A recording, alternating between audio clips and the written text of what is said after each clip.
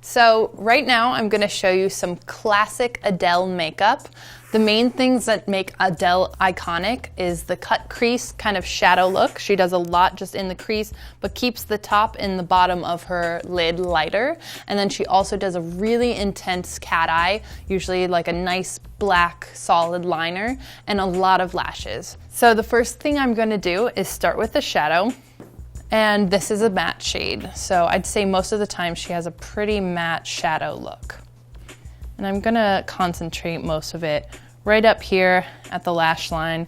I'm using kind of a more loose brush, nothing too thick or too intense. Now I'm taking it onto the lid, because that's the other place that we want to highlight.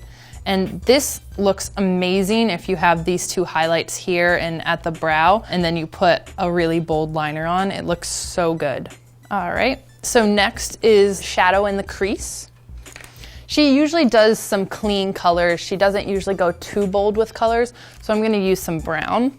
I'm just gonna take Backdoor out of my Urban Decay Smoked palette and place this right in the crease. Now, if you can't tell where your crease is, it's not prominent, you can feel for this orbital bone right here, and it's right underneath that. So, and if you notice, I did take it all the way into this corner here, but we're not gonna make it too intense. She really doesn't go too overboard with the shadow. The focus is more on the liner.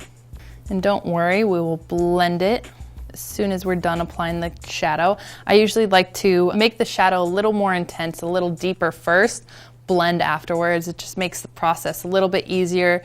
It gives a little more structure to the eye and to the look. And I'm just gonna kind of connect this down. We will be putting a winged liner right here, but we're gonna start with this just to kind of get the shape.